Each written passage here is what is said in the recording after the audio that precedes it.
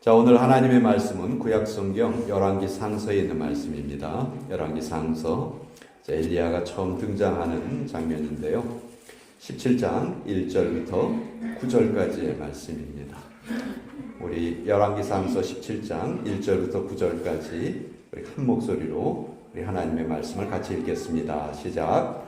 길르앗에 우거하는 자 중에 디셉 사람 엘리야가 아합에게 말하되 내가 섬기는 이스라엘의 하나님 여호와께서 살아계심을 두고 맹세하노니 내 말이 없으면 수년 동안 비도 이슬도 있지 아니하리라 하니라.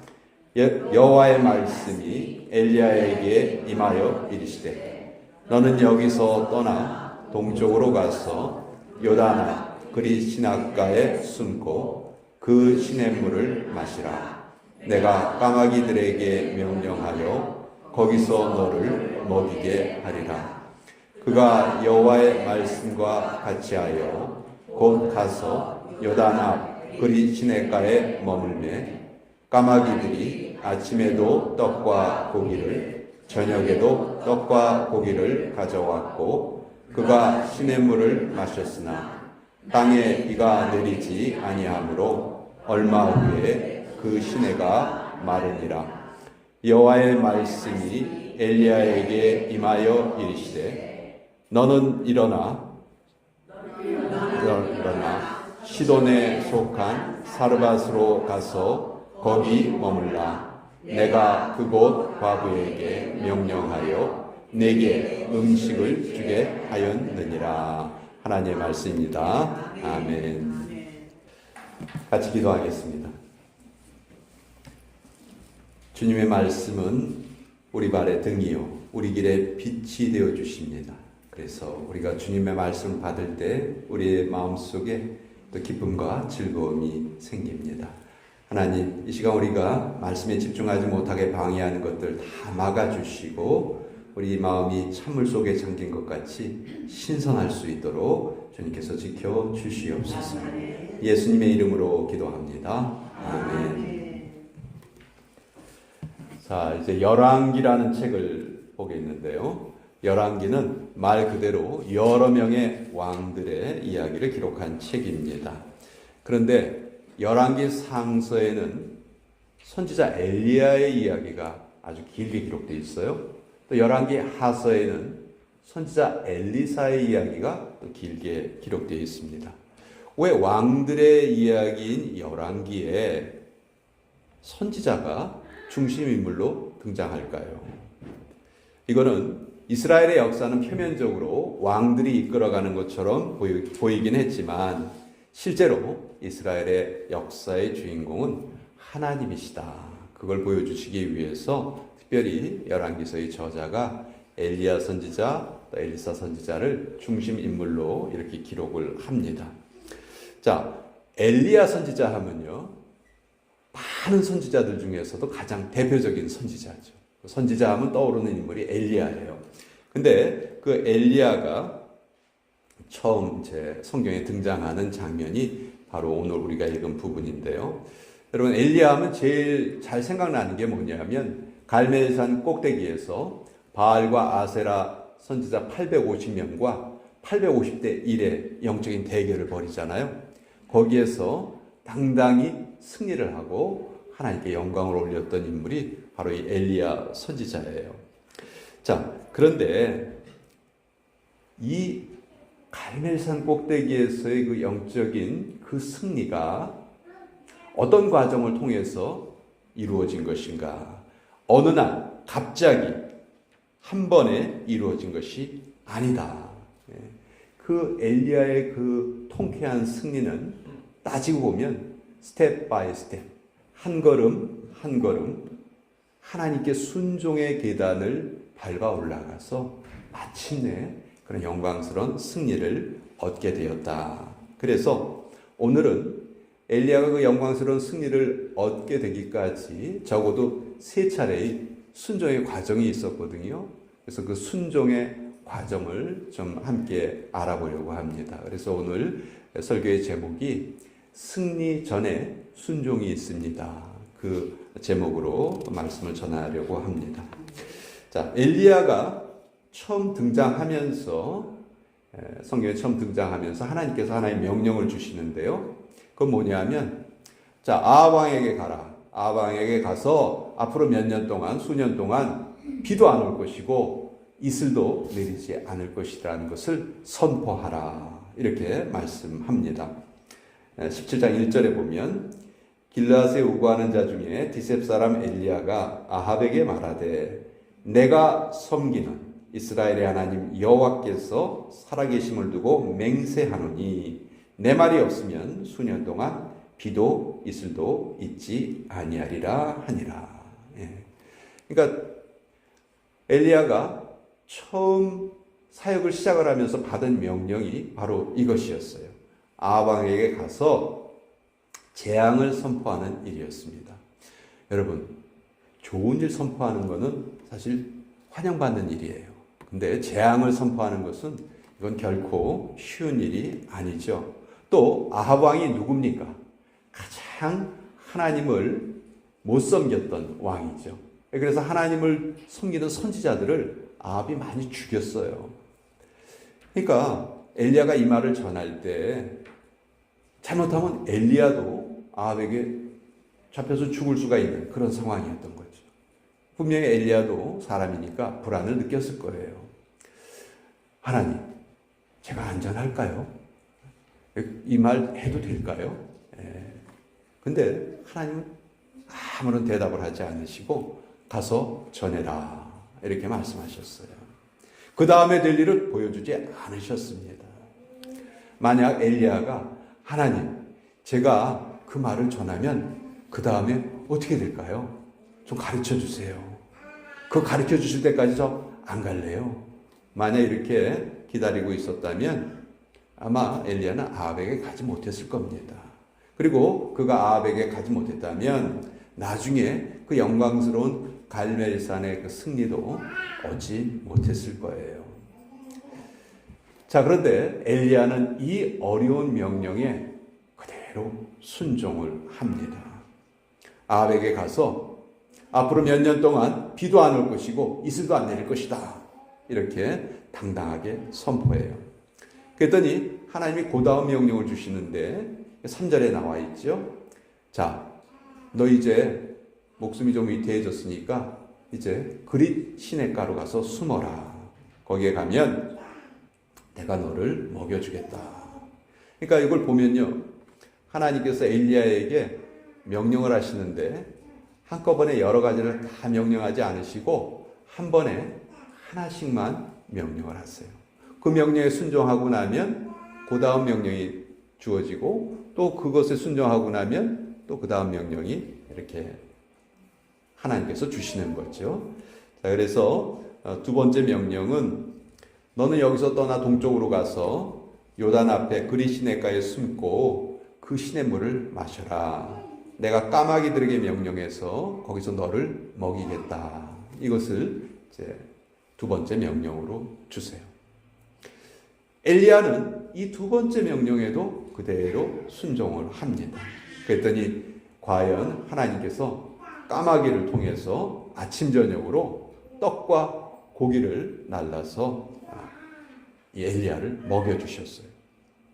여러분, 까마귀가요, 우리 한국 사람들은 까마귀 별로 안 좋아하잖아요. 근데 까마귀가 무지무지 똑똑해요.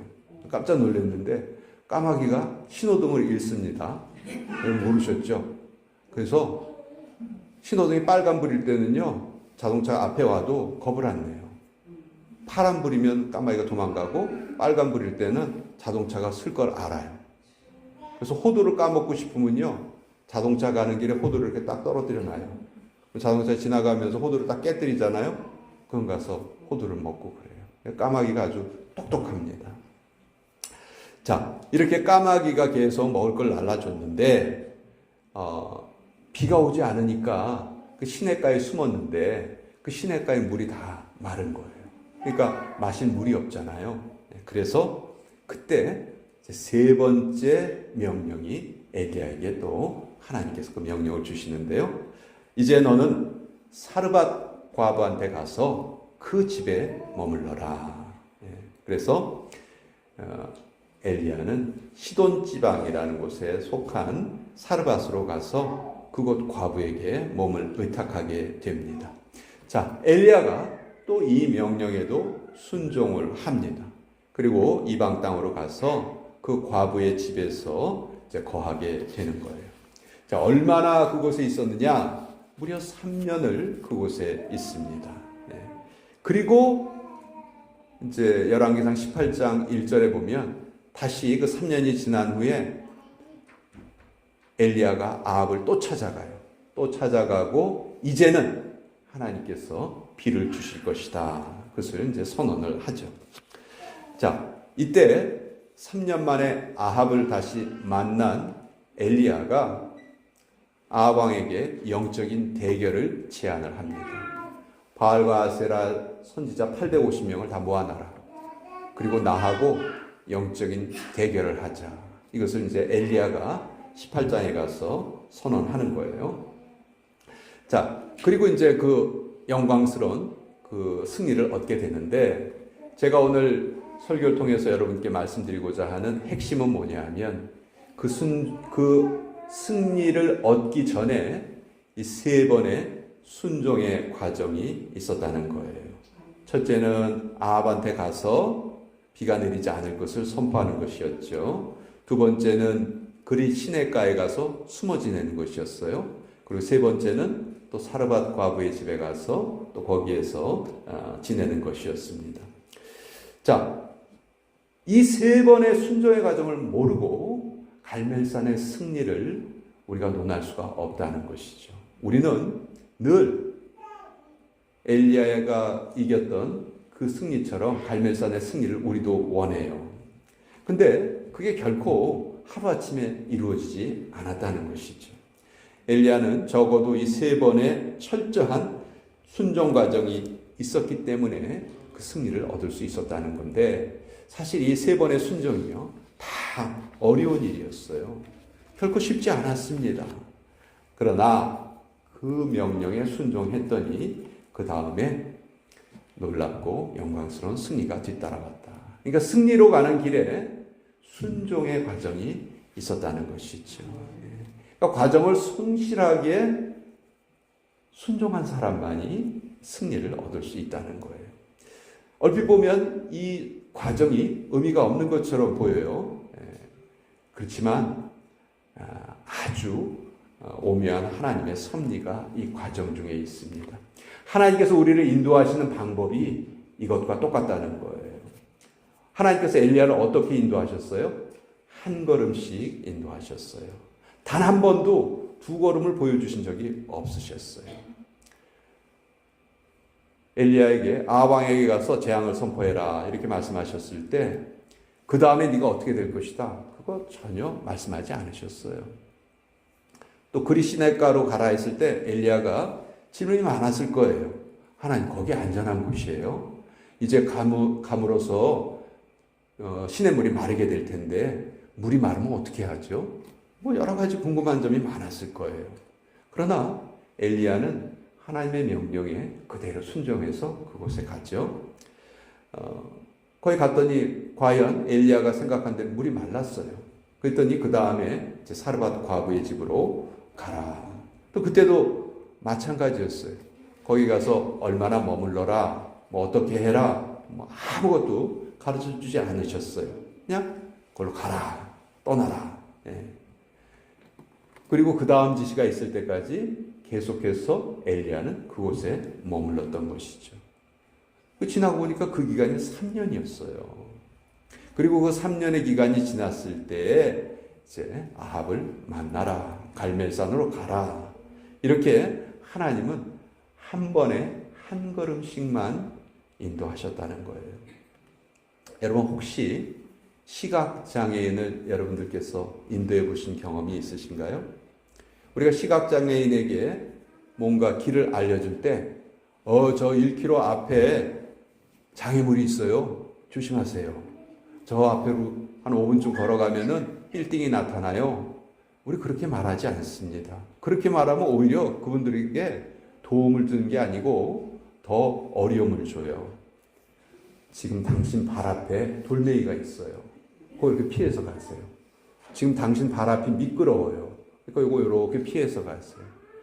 우리가 시각장애어를 인도할 때에는 바로 한 걸음 앞에 있는 것을 알려주는 거예요. 그것이 가장 안전한 방법이죠. 자, 하나님 보시기에는요, 우리 모두가 다 시각장애인하고 똑같아요. 우리는 우리의 미래에 대해서요, 다 아는 것 같지만 아니에요. 아무것도 몰라요. 우리 앞날 우리 모릅니다. 앞날은커녕 뭐 1시간 후에 무슨 일이 생길지, 내일 무슨 일이 생길지 우리 그거 몰라요. 그러니까 하나님께서 우리를 인도하실 때 어떻게 인도하시는 거예요? 한 번에 한 걸음씩만. 이것이 바로 하나님의 섭리이시고 하나님의 지혜시죠. 근데 우리는 뭐라고 때를 써요? 하나님, 10년 후를 보여주세요. 20년 후를 보여주세요. 저 바로 그리로 갈 거예요. 갈멜산으로 바로 올라갈 거예요. 지금 당장 이길래요. 내 모든 문제를 한꺼번에 다 해결해 주세요. 그렇게 말하면서 지금 하나님께서 지금 당장 하라고 지시해 주신 그 한 걸음은 순종하지 않는 거예요. 참 너무너무 어떻게 보면 어리석고 답답한 그런 모습이죠. 여러분, 아브라함을 한번 생각해 봅시다. 아브라함이 처음부터 믿음의 사람이었나요? 그렇지 않아요.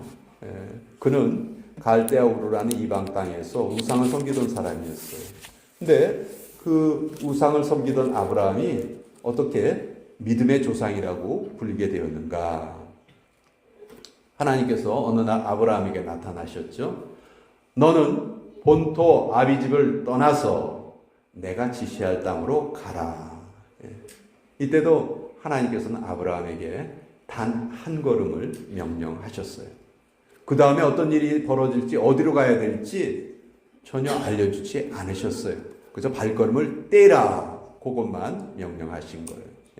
그리고 아브라함은 실제로 그 명령에 순종해서 아비의 집을 떠났죠.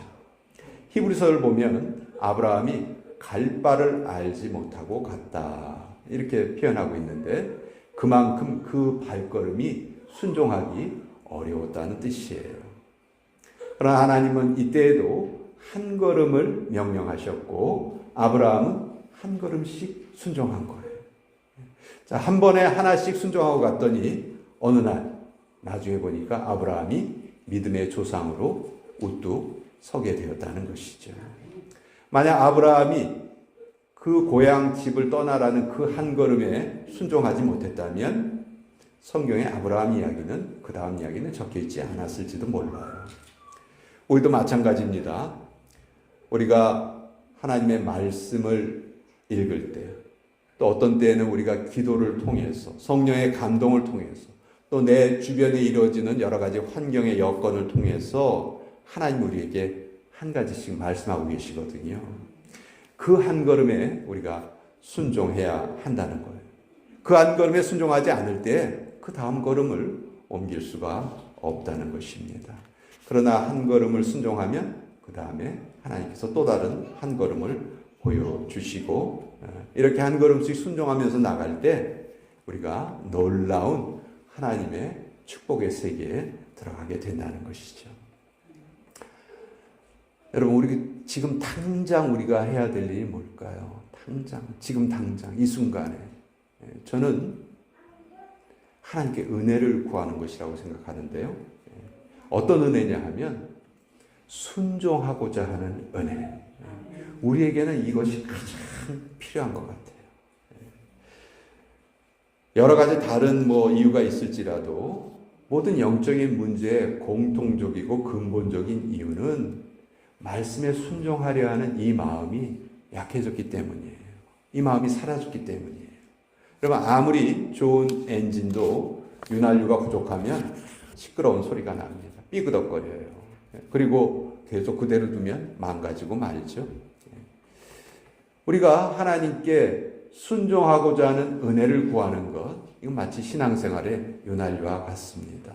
우린 가장 첫 걸음으로 은혜를 받아야 돼요. 순종하고자 하는 은혜.